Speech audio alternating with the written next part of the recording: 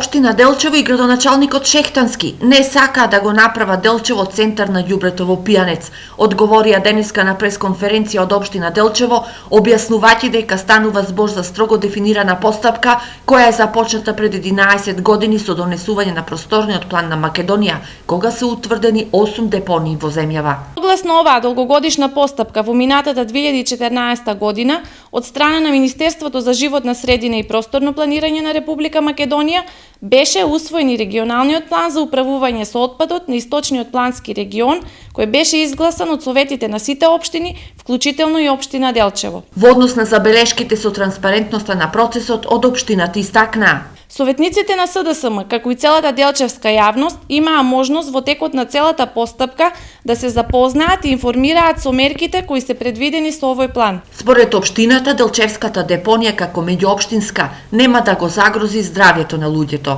Превземањето на отпадот на општина Македонска Каменица ќе се одвива согласно јасни дефинирани услови, при што нема опасност за неконтролирани импликации по животната средина во Делчево.